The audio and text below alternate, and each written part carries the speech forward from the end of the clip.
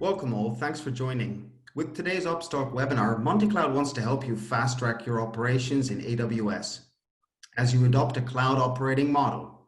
My name is Rick Habley. I'll be your host for today. And I'm your presenter, Luke Walker, here to talk to you today about how a cloud operating model makes the world of difference to your operations team's success. If you have questions throughout the session, don't bottle them up. Put them straight into the questions in the webinar menu, and we'll cover as many we can towards the end of the session. Without further ado, let's get started. So here at MontyCloud, we work with teams of all sizes to empower CloudOps engineers with the means and operation models to successfully operate and scale. But even as most workloads spend their first day in the cloud, we are still hearing from customers that their largest challenge is finding people who can architect, operate, automate, and manage across 1, 2, or even 3 public cloud providers. While you could say that this is simply a short supply of CloudOps resources, the reality is even skilled teams are buried under a mountain of APIs, tooling, scripting challenges, and then there is the task backlog from your users. And this is where MontyCloud's Day 2 platform comes in. Moving out of the survival struggle begins with recognizing that running a well-managed application takes more than delivering uninterrupted service. Application uptime is just a small piece of the puzzle, because with a well-managed application, you have to continue to deliver value to the business. Now, this could be as simple as rolling out new features and reports for a data warehouse, optimizing COGS and architecture choices, or speeding up the fulfillment of tasks from your business units or customers. But that well-managed outcome only comes from architecting the operations and the deployment and the understanding that collection of resources relationship back to the business. This is difficult under the current climate as your teams battle deploying agents, servers, finding the time to automate operations or reinvent the wheel with custom code. We package this together for you. No more grappling with different cloud APIs or managing agents and server fleets, and focusing more time on closing the task queue out faster and more efficiently and at scale. As you attach Day 2 to your cloud accounts, we capture a real-time event stream across your resources, decorated with their business context. So when you want to review a single line of business application, report across your mission-critical apps, or investigate an incident, all of your events and actions are localized to that group of resources, and your reporting is already aligned with your organizational structure. Now, of course, any competent cloud management platform has deployment capabilities, but in order to attain operational excellence, a key foundation of a successful cloud operations model, you must take into account how you're going to build your operations as you're building your architecture. With most of today's infrastructure as code tooling focusing solely on the deployment work, one could be misled into thinking that deployment alone solves operations and that there's no need to put someone in the driver's seat. But that doesn't reflect today's reality.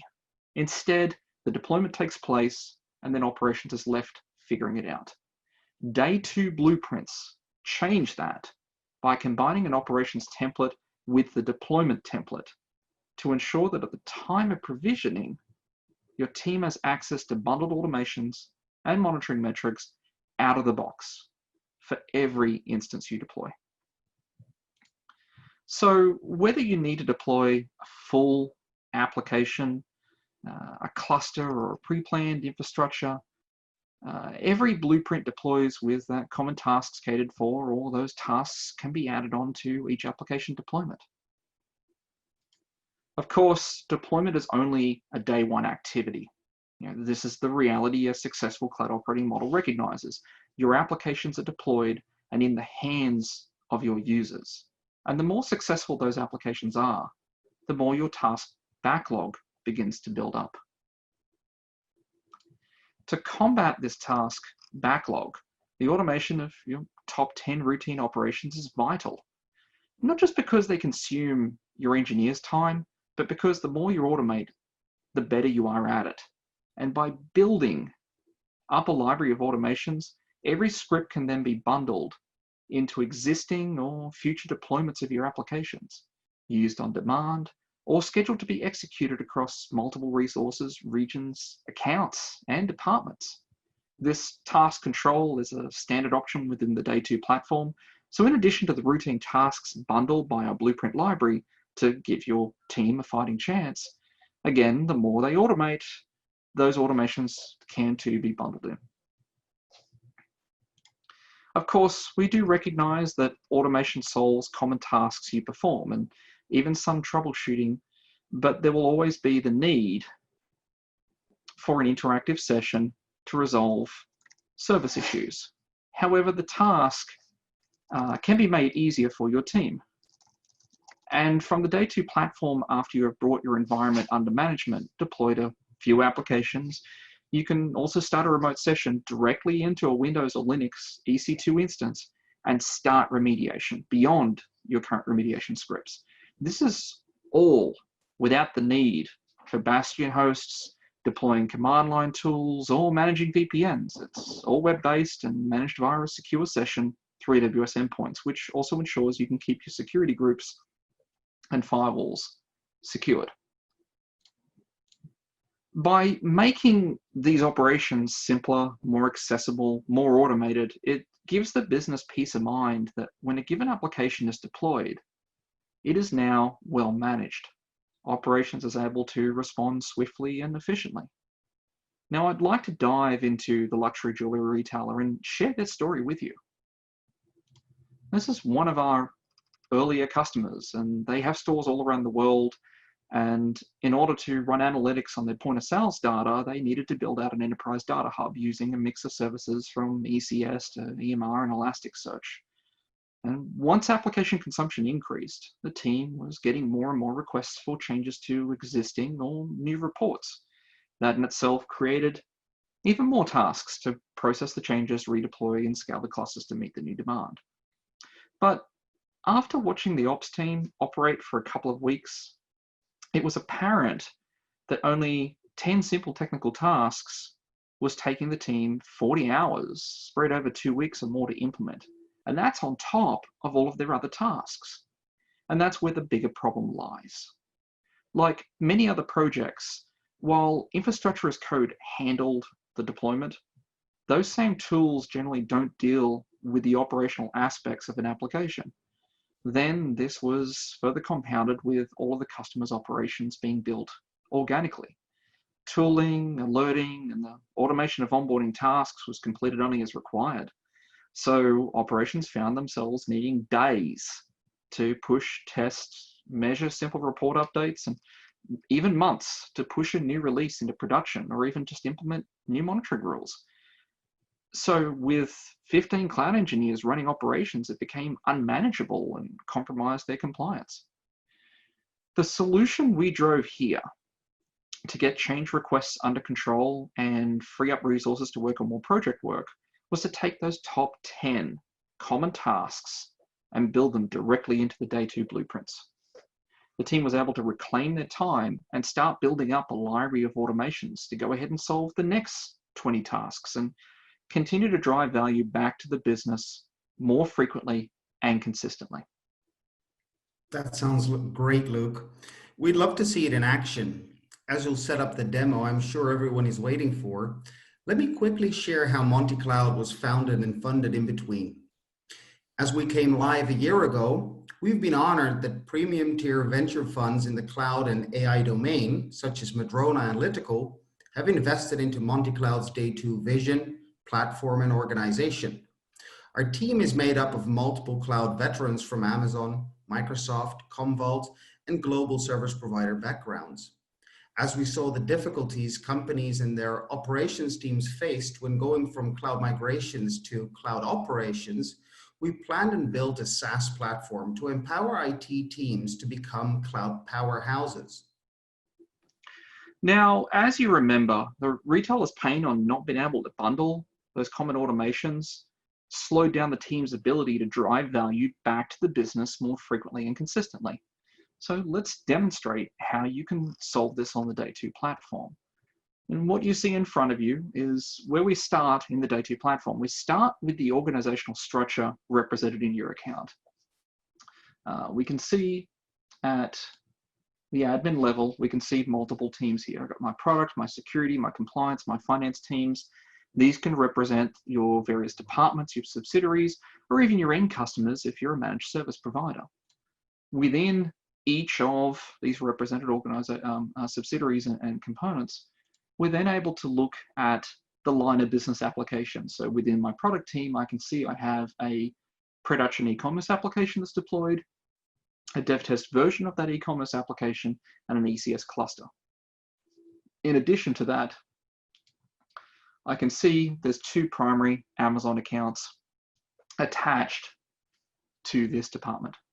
And this allows me to align whether you have 1 or multiple accounts or hundreds of accounts. This allows me to align all of your cloud account usage and all of the line of business applications back against the department that it belongs to, or the customer it belongs to, or the subsidiary that it belongs to. But let's go ahead and deploy an application here. So I'm going to go to the provisioning section. As you can see here, this is the service catalog that we have available of all of our blueprints, and the blueprint consisting of both a operations and a deployment template.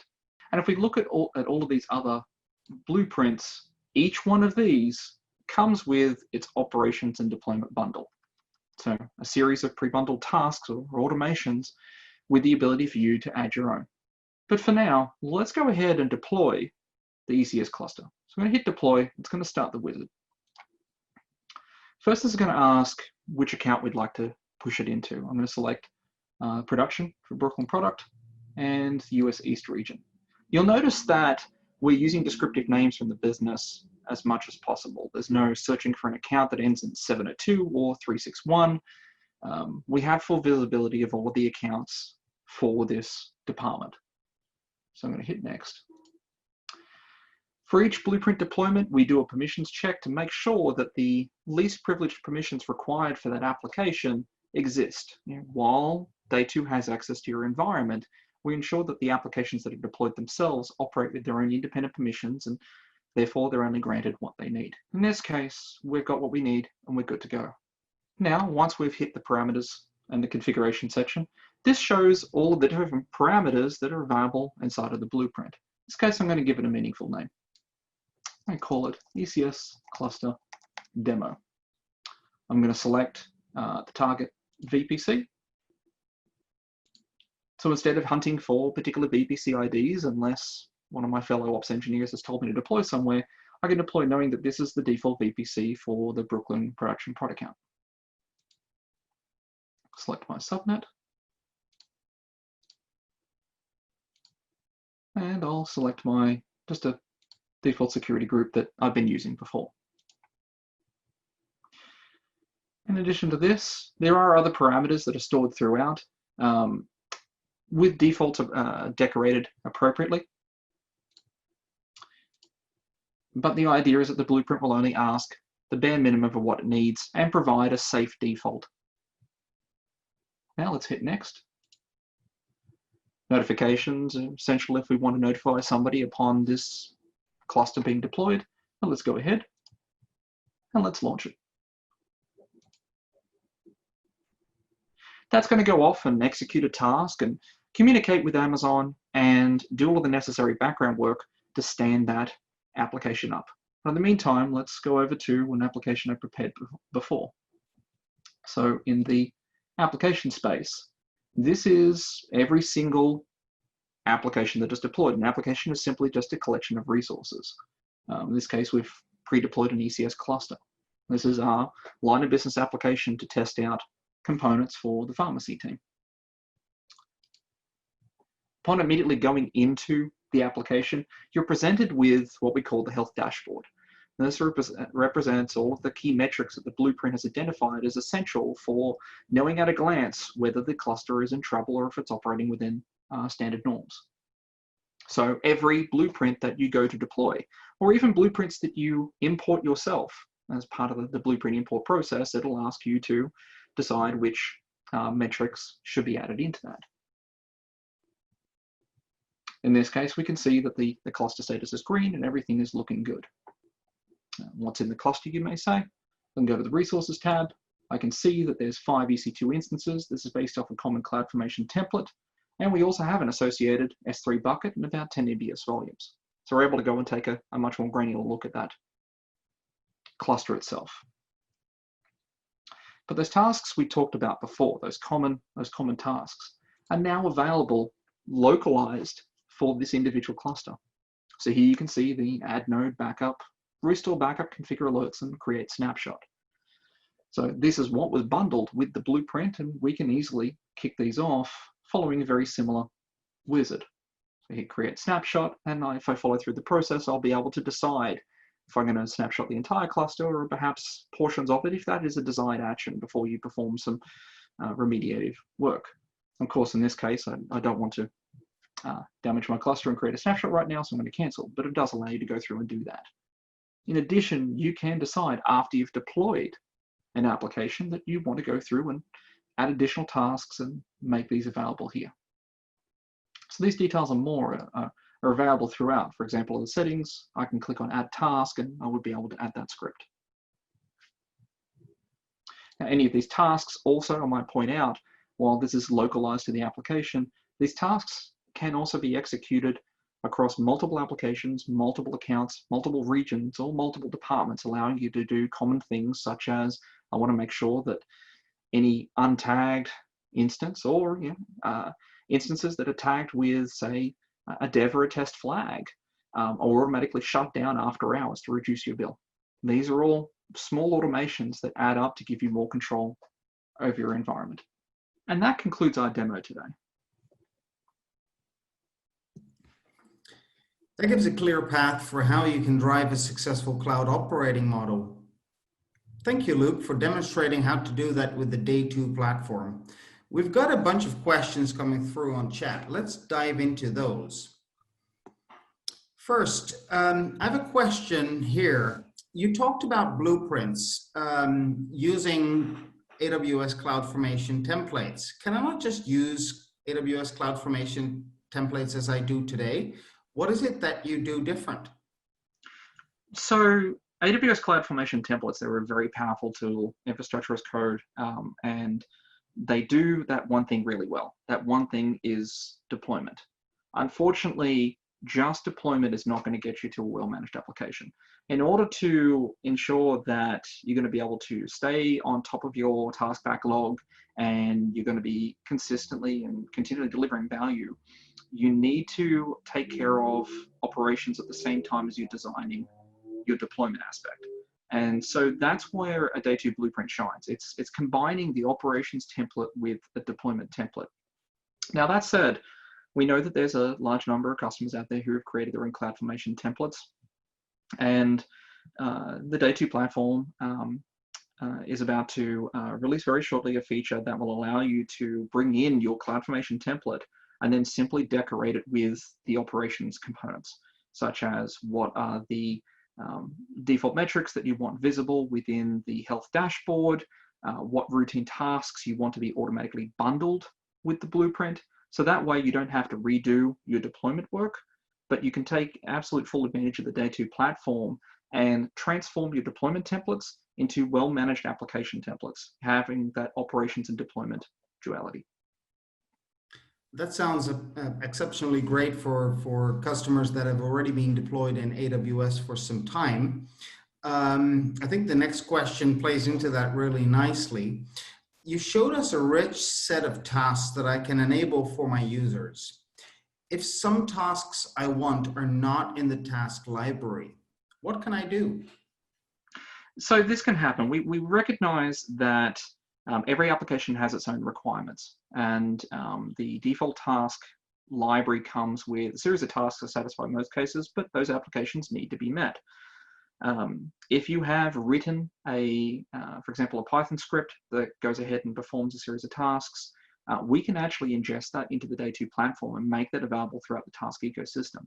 So if you're wanting to add a new routine task for an individual application, or you want to make it a task that's executable across multiple apps, multiple regions, we can do that as well.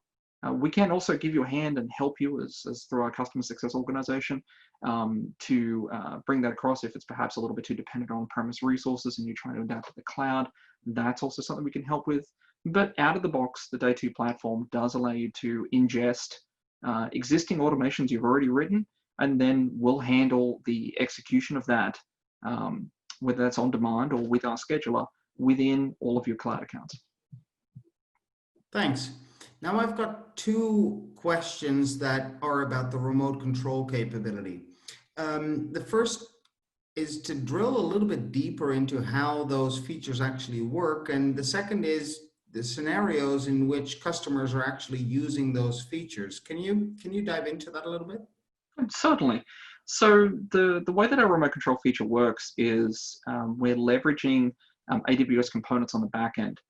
Every EC2 instance that's deployed inside of Amazon comes with Amazon agents that we can hook. And this is what allows us to communicate through secure endpoints from Amazon to gain a shell level access to a Windows or a Linux machine. So this becomes very advantageous because normally to gain access to your machines, you have to create some sort of backdoor or tunnel into your environment. You're either having to create a bastion host and deploy it somewhere securely and then lock that down because that's a significant security risk, or set up a VPN or multiple hops to get to your systems.